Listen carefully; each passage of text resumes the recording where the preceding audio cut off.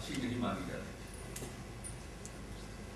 लेकिन मैं बधाई देना चाहता हूँ यहाँ के पुलिस फोर्स को कि वातावरण बदला और लोगों ने बहुत ही प्रोफेशनल तरीके से यहाँ काम किया और उसका परिणाम सामने आया। लोगों को सुरक्षा का एहसास हुआ। हमारे हालत बड़ी खराब थी। आज से 7 साल पहले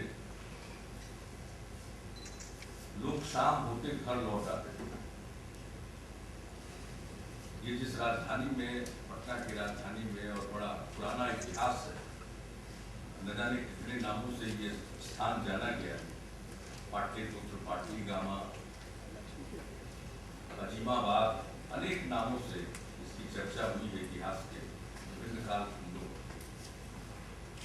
बड़ा शहर है, लेकिन फिर भी 7-8 शाम बजते बजते यहाँ सन्नाटा पसर जाता। लेकिन हालत बदली, लोगों के मन से भय नहीं, और यहाँ कोई परिवार के साथ बाहर रेस्तरां में खाने के लिए निकलेगा, ये भूल चुके थे। लेकिन आज आप जाइए तो रोज नए रेस्तरां खुल रहे हैं, और किसी जगह पर तो आप देखिएगा कि लोग कतार में हैं, कब उनकी पारी आएगी। ये पूरी गतिविधि है। अगर किसी शहर में देर तक गतिविधि रहती है, वैसी गतिविधि आज तो इस परिस्थिति को लाने में, और अपराध तो सब दिन होते हैं। एक आदर्श स्थिति है जब अपराध होना बिल्कुल बंद हो जाएगा, लेकिन उस आदर्श स्थिति को हम अभी प्राप्त नहीं कर पाए। तो अपराध तो होते हैं, अपराध होंगे भी, लेकिन सबसे बड़ी बात है कि अपराधी पकड़े जाते हैं या नहीं, और उनको कानून के कटघरे पर खड़ा किया जाता है या नहीं। सबसे महत्वपूर्ण बात यही है, और पुलिस से लोगों की अपेक्षा ये, लोगों को भी ये मालूम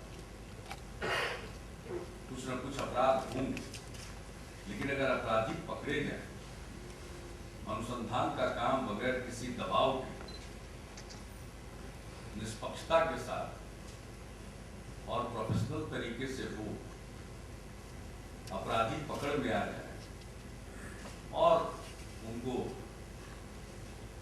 सजा मिले, तो लोगों के मन में एक सुरक्षा का भाव पैदा होगा।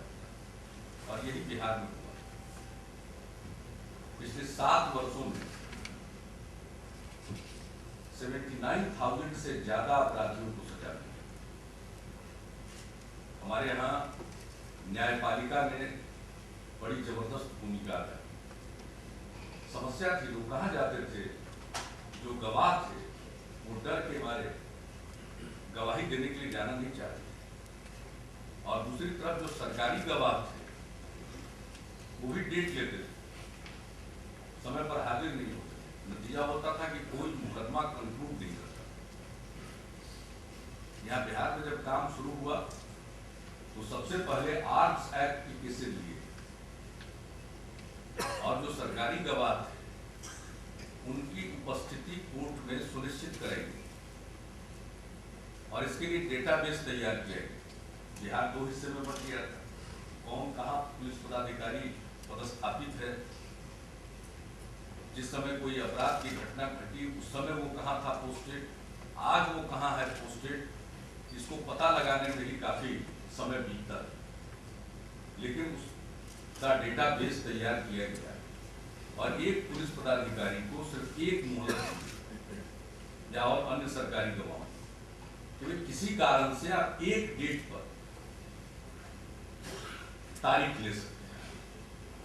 और इसका नतीजा हुआ कि बड़े पैमाने पर कन्विक्शन होना शुरू हुआ, और जब आर्म्स एक्ट में कन्विक्शन होना शुरू हुआ तो बाकी के दफाओं में मर्डर केस में हमारे एसपीज थे, डीएम्स थे, उनको लोगों ने कहना शुरू किया कि साहब हमारे भाई का मर्डर हुआ है, हम गवाही देना चाहते हैं।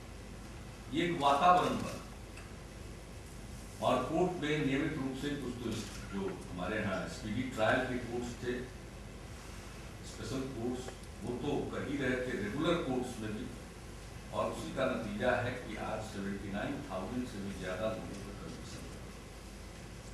और शायद जो रेट ऑफ कन्विक्शन है बिहार में, वो तो आप लोग पूरे देश भर के लोग बैठे हैं इन सब विषयों पर चर्चा करेंगे, तो शायद सबसे ज़्यादा। तो इसमें एक तरफ जहां पुलिस ने अपनी भूमिका अदा की और दूसरी तरफ न्यायपालिका ने इसको अपने स्तर से मॉनिटर करना शुरू किया, आज उसका नतीजा है कि लोगों के मन में, अपराधियों के मन में कानून का भय उत्पन्न हुआ। अब इसको बनाए रखना, अब इन्वेस्टिगेशन के जो तौर तरीके, पहले तो मुख्यतः इन्वेस्टिगेशन बयान के आधार पर होता था। हम लोगों के यहाँ कोशिश होती है कि बयान के अलावा विज्ञान का सहारा लें। तो इन दोनों चीजों से आज इन्वेस्टिगेशन इम्प्रूव किया और बहुत सारे ऐसे मामले वैज्ञानिक अनुसंधान के जरिए रिजॉल्व हो सके जिसमें पुलिस को कुछ पता नहीं चल रहा था। और वैसे मामलों में, विभिन्न मामलों में भी हमने अपने हमारा विधानमंडल का सत्र चल रहा है लेजिस्लेचर, और उसमें भी हमने हाल में कई उदाहरण बताए हुए हैं, जानकारी हमें कि किस तरह से साइंटिफिक इन्वेस्टिगेशन के जरिए कोई कीचड़ लगा हुआ है और उसके सहारे किस तरह से उसको पकड़ा गया। तो अनेक प्रकार से इसके बारे में तो डिटेल्स में चर्चा आपस में आप लोग करेंगे, एक्सपीरियंस शेयर भी करेंगे, तो उसका अच्छा नतीजा आ रहा है। और मैं समझता हूँ कि पूरे साइंस कांग्रेस में इन विषयों पर और हम कैसे साइंटिफिक इन्वेस्टिगेशन करें और नए टूल्स हमने यहाँ एक तरफ मॉर्चुअरीज को मॉडर्नाइज करने की कोशिश की कि ठीक ठाक को कोई मॉर्चुअरी की तरफ जाना नहीं चाहता। हालत ऐसी होती है कोई मॉर्चुअरी में आप किस तरह से डॉक्टर अंत्य परीक्षण करते होंगे, पोस्टमार्टम करते होंगे, जैसी स्थिति रहती है, उसको भी हम लोगों ने, ताकि लोग सही मायने में पोस्टमार्टम ठीक से कर सकें। तो मॉर्चुअरी से लेकर बाकी जितने भी फॉरेंसिक साइंस लेबोरेटरी, उसमें जो नए उपकरण चाहिए, रोज विज्ञान का विकास होता है। अब जो अपराधी है या जो ऑर्गेनाइज्ड क्राइम है तो नई टेक्निक का सहारा लेते हैं। विपन्स है, नए नए विपन्स उनके पास आते हैं, सोफिस्टिकेटेड विपन्स आते हैं उनके पास।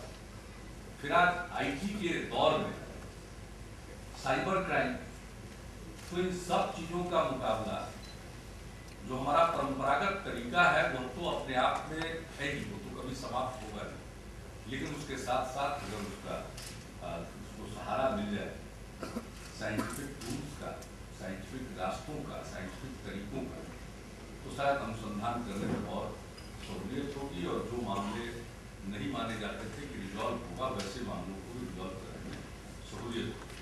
तो हम लोगों के यहाँ ये सारी बातें चल रही है और मैं समझता हूँ कि अनेक राज्यों में और भी अपने ढंग से बहुत काम हुआ, तो लोग शेयर करेंगे, अनुभव साझा करेंगे और इसका कुल मिलाकर पूरे पुलिस संगठन पर बहुत फायदा। आज का दौर है पुलिसिंग का, सामने नई चुनौतियां आई। अब पुराने समय की बात नहीं, अब पुराने लोग अपनी बात सुनाते हैं, कहते हैं कि साहब हमने तो इस तरह से लॉ एंड ऑर्डर को कंट्रोल किया। तो अब हालात वही नहीं है। पहले कहाँ था मीडिया? प्रिंट मीडिया भी था तो फिल्म वाला कैमरा, वो ब्लॉक बनता था लौट कर। और हम लोगों को याद है 74 मूवमेंट में, जेपी मूवमेंट के एक्टिविस्ट थे हम लोग, तो उस समय मीडिया से वास्ता शुरू हुआ तो जब कोई फोटो लिया जाता था तो फिर वो लौट कर जाते थे और बिल्कुल काले कमरे में किस तरह से उसका ब्लॉक बनाना और उसको करना। तो कहाँ था? अगर 3 बजे 4 बजे तक कोई इंसिडेंट हुआ तो भले ही उसका कोई फोटोग्राफ आ जाए, खबरें आती थी। कितने बजे तक की? 7 बजे तक की खबरें आती थी, डाक एडिशन। अब प्रिंट मीडिया की टेक्नोलॉजी में भी सुधार हुआ, विकास हो गया। अब तो किस तरह से खबरें बनती है, अब वो पुराना समय बीत गया जब भी प्रूफ रीडर हुआ करते थे। खैर कोई गलत विषय है कि जब प्रूफ रीडर हुआ करते थे तो ज्यादा शुद्ध छपता था। आजकल उसमें थोड़ा कट एंड पेस्ट के चक्कर कुछ अपने से एडिटिंग करनी पड़ती है, तो वो एक अलग विषय है। लेकिन टेक्नोलॉजी कितनी बढ़ गई तो खबर प्रिंट मीडिया में आती है। अब इलेक्ट्रॉनिक मीडिया का तो रोज विकास हो रहा है। एक तो सामने है, आप उनका कैमरा देख रहे हैं, हर मोबाइल फोन कैमरा, कौन कहां से फोटो ले रहा है और किसको ट्रांसमिट करेगा, तो पुलिस वाले तो झपकी लेने की स्थिति में झपकी तो इंसान लेता ही है। आप कहीं कोई थोड़ी देर के लिए भी सुस्ता गया और उसने झपकी ली तो अगले दिन अखबार में खबर कि देखिए ये हमारे पहलुए, ये सो रहे, जनता कष्ट में। अब जो मीडिया में नई टेक्नोलॉजी आई है, इलेक्ट्रॉनिक मीडिया, प्रिंट मीडिया, उसके अलावा एक नया मीडिया आ गया, सोशल मीडिया, तो अब एक्टिव है और उसका भी इम्पैक्ट है।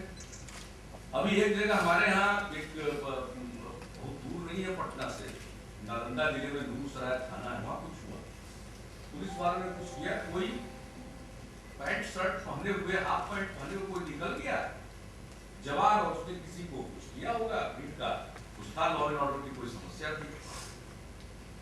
साहब एक व्यक्ति आए, हमारा उनको जानते यहीं के थे, पटना के वो इंग्लैंड गए थे, तो लौट करके आए तो उन्होंने बताया कि भाई जो ड्राइवर गाड़ी चला रहा था वो कहा साहब क्या हो रहा है बिहार में, क्या ठीक ठाक हो रहा है, तो कहा साहब ये पुलिस वाला जिस ढंग से पीट रहा था, तो कहा तो उसको मालूम है कौन, नूरसराय की घटना, और उसने नेट पर देखा, तो कोई खबर वो इलेक्ट्रॉनिक मीडिया में उस ढंग से नहीं चली, लेकिन भाई सोशल मीडिया में वहां भी खबर चलती। तो आज का जो दौर है, अब वो पुराना समय नहीं है कि किसी को थोड़ा पीट पाट भी दिया तो किसी को पता नहीं चला, वो हर समय अखबार वाले थोड़ी मौजूद रहे। लेकिन अब तो स्थिति ये है, अभी हाल की एक घटना, दो तीन साल पहले की घटना है, एक पॉलिटिकल वर्कर था, उसके गांव में कोई पकड़ाया, उसको लोगों ने पीटा, तो कुछ लोगों ने बुलाया, कहा कि तुम भी बहुत एक्टिव रहते हो, देखो ये गलती करते हुए पकड़ाया, तुम भी एक आध लाठी इसको मारो। तो बेचारा लोगों के साथ अपने को जोड़ने के लिए उसने देखा, छड़ी चलाई, ऐसी का बुलाने वाले ने फोटो ले ली, और वो ऐसा चला मीडिया पर कि 8-9 बजते बजते हम अखबार पढ़ रहे, और उसको बताया गया कि वो सत्तारूढ़ पार्टी का जनता दल यू का वर्कर। तो सबसे पहले तो वो खबर मेरे पास आई, तो हमने पार्टी ऑफिस से पूछा ये है कौन, तो पता चला कि साहब पार्टी का जनरल सेक्रेटरी है जिले। तो हमने तुरंत पार्टी के अध्यक्ष से बातचीत करी थी, इसको पहले तो पार्टी से, बाद में पता चला कि वो बहुत सक्रिय था और विधानसभा की उम्मीदवारी का एक सख्त दावेदार था, और उसकी बहुत संभावना थी। अब बताइए, चुनाव तो नहीं लड़ पाया, पार्टी से भी निकाला गया, और बाद में सबको मालूम हुआ कि नहीं मारने गया था, इसको प्रेरित किया कि 2 लाठी मारो, उसी का मोबाइल में कैप्चर कर लिया और उसका कुछ। अब बताइए इस दौर में काम करना है, ये साधारण दौर नहीं है, अपने आप को तैयार करना पड़ेगा। अगर हम पुराने मानसिकता से नए दौर में जीना चाहेंगे या अपनी भूमिका निभाना चाहेंगे, तो शायद हम गलती कर रहे होंगे, और हमें अपने आप को बदलना पड़ेगा, स्वभाव को भी बदलना पड़ेगा, तरीकों को। तो आप सब लोग तो पुलिस के वरीय पदाधिकारी हैं, आपके तो जीवन में अनेक अवसर आए होंगे, खट्टे मीठे अनुभव होंगे अपने जीवन के, अपने कार्यकाल के, इसलिए मैं आपको क्या बताऊं, मेरा तो कुछ ही दिनों का है। ज़्यादातर तो हम लोग पुलिस को तंग ही करते थे, अब इन दिनों पुलिस को संचालित करने की जवाबदेही आई है, उनको सहयोग करने की जवाबदेही आई है। तो चूंकि पुराना भी अनुभव है, लेकिन हम लोगों के ज़माने में ऐसा नहीं होता। हम लोग के ज़माने में तो मेरा अपना तजुर्बा है, 74 आंदोलन में जो पुलिस पदाधिकारी सख्त रहता था यूनिवर्सिटी में, और हम लोगों को हर सूरत हाल में किसी न किसी तरह से पकड़ ही लेता था, और वो बाद में जब हम लोगों को पकड़कर जेल भिजवा देता था, तो जेल में आकर कुशल छीन, और कभी कोई मिठाई भी खिलाता। तो हम लोग का तो अलग दौर था, तो ऐसा कोई व्यक्तिगत रूप से नहीं चुनता। लेकिन आज दौर बदला है, मैं तो चीजों का लाइटर वेग में हमने जिक्र किया, लेकिन परिस्थिति यही है कि आपके सामने कठिन चुनौती। मानवाधिकार, पहले कहाँ मानवाधिकार की बात आई, इस बारे तो पीट पाट करते ही थे, कहा ही जाता था कि पुलिस वाला पीटेगा नहीं तो लोग पीटते। आज अगर आप पीट दी, ये कह सकते हैं क्या कि पुलिस वालों को पीटने का अधिकार, सवाल ही पैदा नहीं होता। हमारे मानवाधिकार आयोग के 2-2 सदस्य, एक तो हाईकोर्ट के माननीय न्यायमूर्ति हैं और दूसरे बिहार के डीजीपी रहे। पता नहीं पुलिस में रहते क्या क्या किए होंगे। अब मानवाधिकार आयोग में अखबार में पढ़ते हैं कि पुलिस वालों को ये ग्रिल करते हैं। तो मानवाधिकार का नया दौर है और वो सही, हमें मानवाधिकार का ख्याल रखना और उसके हिसाब से अपने तौर तरीकों को विकसित करना, ऐसी परिस्थिति में काम करना। तो उसका सबसे, मेरी समझ से जो तार्किक समाधान है वह यह है कि हम कानून के हिसाब से चलते हुए आधुनिक तकनीक का सहारा लें। जो कहावत है, तू डाढ़ डाढ़ हम पात पात, अगर क्रिमिनल डाढ़ पर है तो आप पात पर जाइए, दूसरा कोई उपाय नहीं। और पुलिस को हमेशा समाज की सुरक्षा के लिए अपराध और अपराध कर्मियों पर डोमिनेट करना पड़ेगा। कहना आसान है, करना बहुत कठिन है। पुलिस कर्मियों का, पुलिस पदाधिकारियों का जो काम है वो कठिन, और उस कठिन काम को ही कैसे हम करें उसी पर चर्चा करने के लिए आप इकट्ठा हुए हैं। मेरी पूरी शुभकामनाएं। और हम तो अपने राज्य में काफी पुलिसिंग के मामले में जो प्रस्ताव आते हैं, हम उन पर निर्णय लेते हैं, जल्दी निर्णय लेते हैं। कभी कभी पुलिस वाले ही देर करते हैं। अब आप लोगों के यहाँ पता नहीं क्या होता होगा, हमारे यहाँ तो पुलिस वाले ही देर करते हैं। हम देख रहे हैं, हाँ बैठे हुए। यहाँ तो हम चाहते हैं तेजी से नियुक्ति कीजिए। हमारे यहाँ नियुक्ति होती है बड़ी पारदर्शी तरीके से, उसमें कोई सवाल गड़बड़ी की गुंजाइश नहीं, लेकिन तेजी से हो। तो शुरू में तो लोगों की प्रवृत्ति रहती थी कहाँ बहाली वगैरह के काम में पड़े झंझट में, पता नहीं कल होगे, जांच पड़ताल होगा, क्या होगा। तो शुरू में तो प्रवृत्ति थी कि कुछ करो ही मत। लेकिन भाई हम तो समय काटने आए नहीं, हम तो कुछ करने आए। तो ऐसी परिस्थिति में हमने उनको भी प्रेरित किया कि आपको भी करना। अभी करने से काम नहीं चलेगा कि पुलिस बल की संख्या कम, जो रिक्तियां उसको तो भरनी पड़ेगी, वो अब रिक्तियां भरी जा रही। और हम लोगों ने भी बिहार में ये निर्णय लिया है, आज से 3 साल पहले हमने निर्णय लिया कि भाई कम से कम 1 लाख की आबादी पर 125 हो। पहले 80 था, बढ़कर 88 हुआ बिहार में पुलिस बल की संख्या 1 लाख, क्योंकि 1 लाख की आबादी। हमने कहा कम से कम 125 तो करिए। तो ऐसा करने के लिए 44,000 और पुलिस कर्मियों की विभिन्न स्तर पर बहाली की आवश्यकता थी।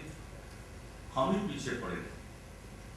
कभी पुलिस वाले देर करते थे, कभी गृह विभाग में आया तो आमिर सुबहानी साहब तो आके गृह विभाग के प्रधान सचिव तो IAC होंगे, कुछ उनकी कलम चलती। फिर लौट करके वित्त विभाग में जाता था, हमारे रामेश्वर सिंह बैठे हुए, उनका क्वेरी चलता था। और वित्त विभाग में कहा जाता है कि 5 अगर परीक्षा है, क्वेरी है, तो 1 बार मत करो, 5 बार करो। यही हमारे जो प्रधान सचिव अंजनी कुमार सिंह, वो फाइनेंस में भी रहे, वो भी बता रहे थे कि जब हम फाइनेंस में गए, IAS ऑफिसर लोग जब जाते हैं तो वहाँ के जो स्टाफ लोग हैं उनको बताते हैं कि सर एक क्वेरी 1 बार करें। अगर 5 तरह की क्वेरी आपको है तो एक ही बार 5 मत करें, ताकि कम से कम 8-10 महीना लगे। तो ये जहाँ फंडा हो तो फिर देर तो लगती ही है, तो होते हाथे फिर कब। लेकिन मुझे खुशी है कि 22 तारीख को यहाँ पुलिस सप्ताह समारोह शुरू हो रहा था, तो उस अवसर पर हमने सुबहानी साहब को कहा कि भाई 27 को ये पुलिस साइंस कांग्रेस है, उसके पहले ये लगभग 44,000 जो नियुक्तियों का मामला है वो कैबिनेट में आ जाए और पारित। तो मैं धन्यवाद देता हूँ आमिर सुबहानी जी को और रामेश्वर सिंह, 2 आदमी यहाँ पर बैठे हुए हैं। कल हमारे कैबिनेट में आया, हम लोगों ने मंजूरी दे दी। अब 5 साल में वो सारी बहालियां करेंगे, प्रति वर्ष उसका 20% बहाली करते हुए, तो बिहार पुलिस के पास में ऐसी संख्या हो पाएगी वहाँ जिनके संसाधन की कमी में कभी कभी मैं ही कहता हूँ, हमको तो कोई पुलिस की ट्रेनिंग नहीं है, लेकिन हम ही कहते हैं क्योंकि अपना तजुर्बा दूसरी तरफ रहने का है, आंदोलन वगैरह का तजुर्बा है। तो हमने कहा कि भाई आंदोलनकारी अगर 50 है 100 है तो आप पर 200 रहिए और प्रेम से 2-2 आदमी मिल करके बस में बैठा दीजिए उनको। अब आप 200 हैं, आप है 15, आप है 10, तो आप पर तो हावी हो ही जाएगा। और पता चला कि इतना कभी कभी हावी हो जाएगा कि आप गिर जाइएगा तो पहले लाठी चलाना या टीयर गैस भूल जाइएगा, सीधे फायरिंग। तो ये नहीं होना चाहिए, पुलिस बल को पर्याप्त मात्रा में होना ही चाहिए, पर्याप्त संख्या में होनी उपलब्ध है। तो मुझे लगता है कि ये हो पाएगा। और एक और अच्छा काम हो रहा है हमारे यहाँ, जो सुप्रीम कोर्ट का आदेश भी है और पुलिस एक्ट में भी हम लोगों ने उसका प्रावधान कर लिया है। अनुसंधान का काम और विधि व्यवस्था संधारण का काम अलग अलग हो, तो इसके लिए हमने पटना शहर से काम शुरू किया अनेक थानों में और पूरे बिहार में उसको धीरे धीरे लागू कर रहे हैं। लेकिन उसके लिए इंस्पेक्टर स्तर के ऑफिसर इंचार्ज होने चाहिए, उसके लिए हम लोगों ने पोस्ट सैंक्शन किया। तो बेस्ट प्रैक्टिसेज हम अडॉप्ट करना चाहते हैं और मैं समझता हूँ कि हर एक राज्य किसी न किसी क्षेत्र में बेहतरीन काम, ऐसा कोई राज्य नहीं है जहाँ पुलिसिंग के मामले में अच्छे काम नहीं हुए। तो ऐसे सम्मेलनों में हम एक दूसरे के अच्छे कामों को अंगीकार करेंगे, सीखेंगे क्या करना। अब एक तरफ क्राइम, दूसरी तरफ पूरा व्हाइट कॉलर क्राइम, अपराध, भ्रष्टाचार, ये समाज को खोखला कर रहे हैं, उनको भी पकड़ना पड़ेगा और ससमय पकड़ना पड़ेगा, वो भी कानून की गिरफ्त से निकले रहते। तो हम लोगों ने अपने यहाँ इकोनॉमिक ऑफेंसेज विंग को मजबूत किया। विजिलेंस को अपनी जगह पर है, लेकिन economic offences wing, white collar लोग थे, बाहर थे, शराब का 2 नंबर का धंधा करते हैं, अन्य इसी प्रकार का। यानी हमने भी एक दिन आकलन किया और सब कुछ को देखा कि भाई हजारों करोड़ की उनकी इकोनॉमी है और ये 2 नंबर की इकोनॉमी है, काला धन है। तो आखिरकार इसका प्रयोग कहाँ होता है? या तो ये प्रयोग होता है ऐशो आराम में, समाज में बुरा संदेश जाता है।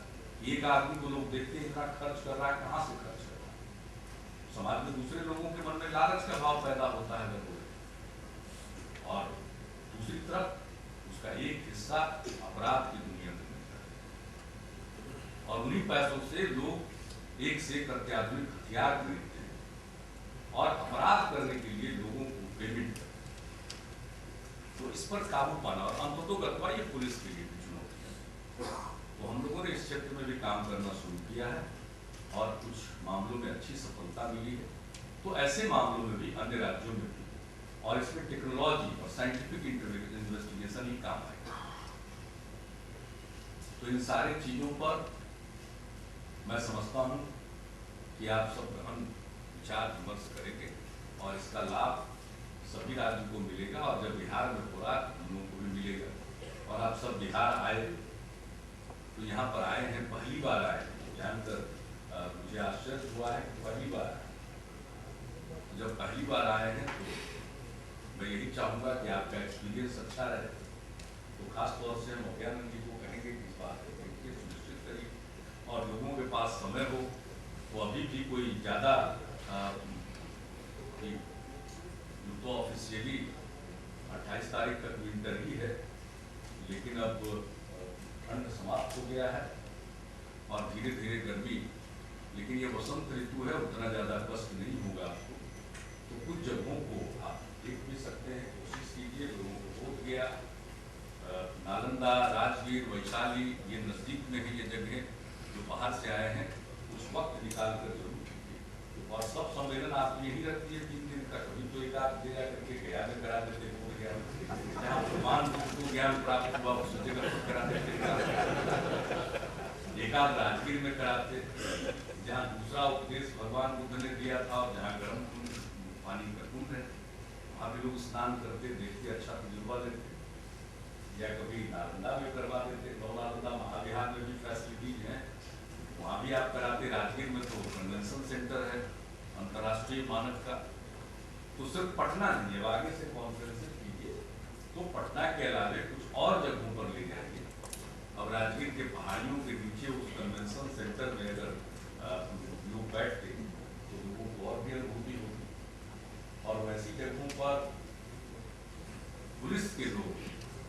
जाकर मनन करेंगे, चिंतन करेंगे, विमर्श करेंगे, तो मैं समझता हूँ कि शांति प्रिय जनता को बहुत ही लाभ होगा। तो आज को मैं आप सबको अपनी शुभकामनाएं देता हूँ कि आपका ये कॉन्फ्रेंस कामयाब हो, और मैं यही उम्मीद करता हूँ कि आपके लिए जो हमारे पुलिस पदाधिकारियों ने काम किए होंगे वो ठीक है। हमने इनको कहा कि जब बाहर से अतिथि आए तो अतिथि देवो भव, कोई कोताही मत करिए, और उनको इस बात का एहसास नहीं होना चाहिए कि बाहर आए हैं, उनको ये एहसास हो कि हम अपने ही आए। और ये आप सब लोगों की जगह, ये जहाँ पर आप आए हैं, ये पार्टी 2500 साल पहले तो पूरे देश का एक केंद्र था, तो आप अपनी ही जगह पर आए हैं, पराई जगह पर नहीं आए हैं, और ऐसा ही महसूस करेंगे। ये मुझे विश्वास है। इन्हीं शब्दों के साथ मैं पुनः आपका स्वागत करता हूँ और इस कॉन्फ्रेंस की सफलता की कामना करता हूँ। बहुत बहुत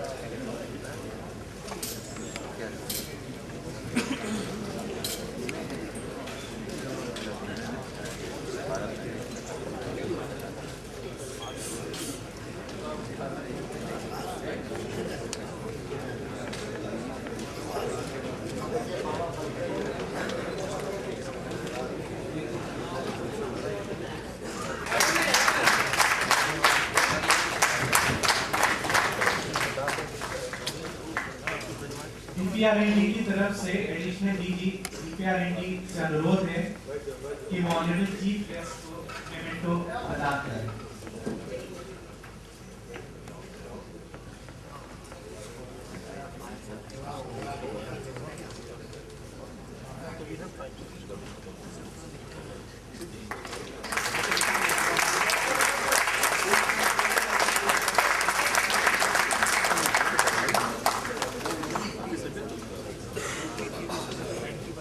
तौर पर ध्यान दिया गया है। नतीजा है कि अब मामलों में अंतिम जिसको कहते हैं अनुसंधान को अंतिम रूप दिया जाए।